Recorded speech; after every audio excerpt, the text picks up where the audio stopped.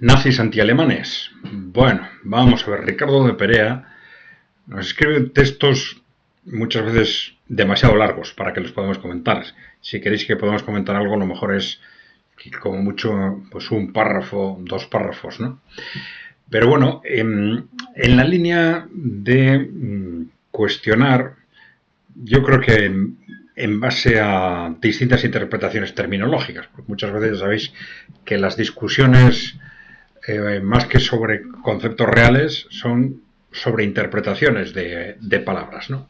Pero bueno, cuestiona este concepto, se le hace muy duro, este concepto de que hablábamos del papel de la Casa de los Windsor en concreto, de la Casa Real Inglesa, dentro del nazismo y del criptonazismo, es decir, cómo fueron nazis, como una buena parte de las casas reales europeas y de la nobleza europea fueron nazis en los años 30 y luego dejando de serlo se convirtieron en criptonazis y defendiendo pues teorías, vamos a decir, aristocráticas, pues, pero ya argumentadas en base a razones fundamentalmente ecológicas, etcétera, ¿no? Conservacionistas, promoviendo movimientos ecologistas, etcétera. Y luego muy relacionado al final, porque tuvieron un papel muy importante en todo lo que luego ha sido el catastrofismo climático, etcétera. Pero bueno, Ricardo de Perea nos dice, vamos a ver, he tenido que coger una parte del texto, pero bueno, el concepto general, su argumentación general en ese tema va en esta línea, y a ver si nos sirve para que no se me enfade por recoger solo una parte. Vamos a ver. Eduardo VIII, que fue rey en el año 36, era muy aliado del Reich y del fascismo europeo. Nunca lo disimuló. Bueno, esto estaba claro. Y también Churchill admiraba al canciller y también al fascismo italiano. Salvo el caso aludido, ya son dos casos. Bueno, salvo el caso aludido, el proyecto y actuación políticos de la monarquía inglesa, desde la premeditación de la declaración de guerra al rey, es antifascista. Bueno, internó a Sir Oswald Mosley, fundador del Partido Fascista Inglés, y declaró hizo la guerra al Reich, una guerra mundial con métodos criminales como el bombardeo masivo de poblaciones civiles alemanas, ¿no? Bueno, vamos a ver. Y esto ya lo hemos dicho. La Casa Real Inglesa, como la aristocracia y las élites británicas, fueron nazis durante los años 30 hasta que dejaron de serlo. Hasta que dejaron, por lo menos, de decirlo. Bueno, ¿cuándo? Pues sobre todo cuando estalla la guerra, evidentemente, ¿no? Pero, claro, dice, se internó a Sir Oswald Mosley. ¿Cuándo? En mayo de 1940. Ya no solo de la declaración de guerra del 39, sino cuando ya estalla la guerra, la invasión de Noruega, la invasión de Francia. Bien. Declaró y hizo la guerra al rey. Bien. Una guerra mundial con métodos criminales, con el bombardeo masivo de poblaciones civiles alemanas. Pero es que, vamos a ver, tú estás partiendo de un concepto de nazismo muy vinculado a esa exaltación, digamos, del patriotismo, del nacionalismo alemán, cuando eso es una instrumentalización. Es decir, es algo parecido a cuando los yihadistas, los que ahora están en Siria, que son del ISIS, Al-Qaeda, etcétera, esos piensan que realmente están combatiendo, bueno, en la base, piensan en las direcciones, saben por qué han organizado esos movimientos y para quién, ¿no? Pero en las bases, y muchos de los que combaten dentro de esos grupos, son gente fanatizada, radicalizada, que piensa que combate por su visión del Islam, ¿no? Nada más falso que la realidad. Son grupos que han sido creados, financiados e impulsados por Occidente, pues para utilizarlos para objetivos geopolíticos, un día de un tipo y otro día de otro. Pues con el nazismo pasaba lo mismo. Evidentemente, a estas élites corporativas la población civil alemana le importaba muy poquito. Muy poquito. Despreciaba a esa gente, ¿no? Entonces, todo ese discurso pues era instrumental. era instrumental. Por eso hay una línea de continuidad en esas élites corporativas desde el maltusianismo a principios del siglo XIX, que luego tiene continuidad durante los 2 siglos siguientes, la eugenesia a mitad del siglo XIX, en la segunda mitad del siglo XIX, el darwinismo social también, el impulso del nazismo y del fascismo, el impulso del colonialismo, y en los últimos 30 40 años, pues ya sabes, neoliberalismo, atlantismo, globalismo y posmocapitalismo. Entonces, esta es una cuestión clave. Entonces, el nazismo y el fascismo se crean en un momento de crisis para hacer frente a lo que eran sus amenazas, que era el movimiento obrero, un movimiento obrero agresivo, muy agresivo entonces, y la Unión Soviética.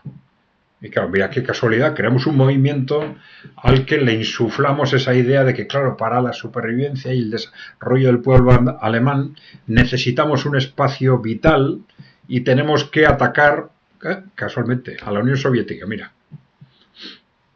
Y claro, desde el principio, obsesivamente, es anticomunistas, antimovimiento obrero, tanto el fascismo como el nazismo.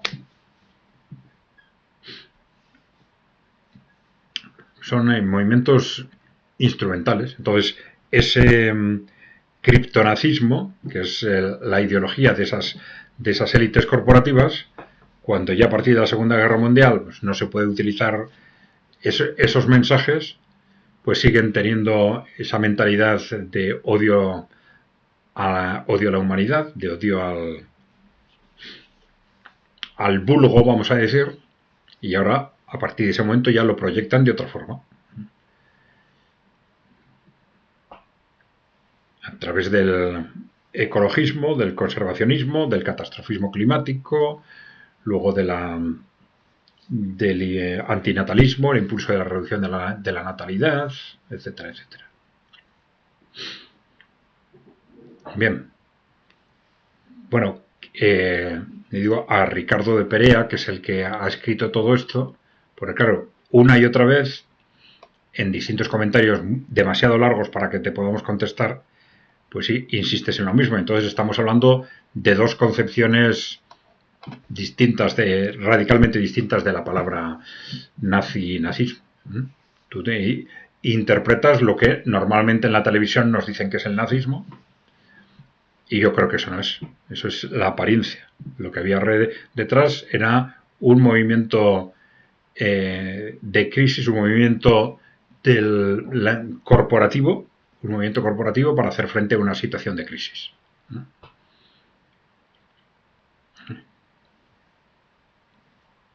Bueno, y por eso movimiento nazi que se transforman en criptonazi a partir de la Segunda Guerra Mundial.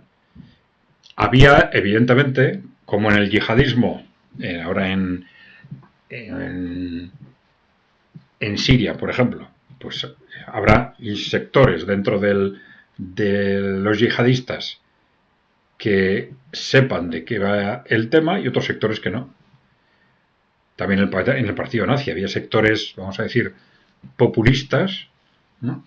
Y otros sectores pues más vinculados a la aristocracia y a los intereses corporativos que se desmarcaban de unos y otros continuamente, ¿no? Los que llegan a esos pactos con lo que luego sería la CIA a fines de la Segunda Guerra Mundial y que entregan a la CIA pues los servicios secretos de las SS, los servicios secretos nazis, que entregan sus científicos, que entregan toda una serie de instrumentos políticos para que actúen a partir de ese momento los servicios secretos de la CIA en todo el mundo, pues esos, serían esos que eran probablemente más conscientes de que al final ellos lo que estaban era al servicio de esos intereses corporativos. Y por eso para ellos lo importante del nazismo, ¿qué era? Pues el anticomunismo. Lo demás eran cosas para engañar al pueblo, ¿no? Para engañar a la gente. Pero liquidar al comunismo o liquidar al movimiento obrero internamente y atacar a la Unión Soviética eran clarísimamente, de hecho, los objetivos. Desde el punto de vista de...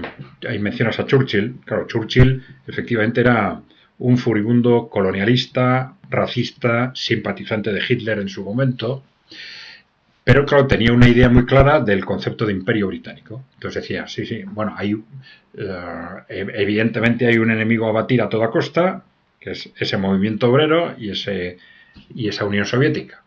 Y por eso era simpatizante del nazismo. Pero que quede claro que cuando derrotemos a la Unión Soviética y al movimiento obrero, pues el imperio británico es el imperio británico. Entonces, estos que quieren construir un imperio alemán, ojo con ellos. Ojo con ellos, que hemos tenido por ese tema unos décadas, 2 décadas antes hemos tenido otra guerra. Entonces, en esos equilibrios se movían. Bien. No os olvidéis, por favor, si no estáis suscritos, darle a la tecla de suscribirse, ya sabéis que es gratuito, y dejarnos preguntas o comentarios. Gracias por seguirnos.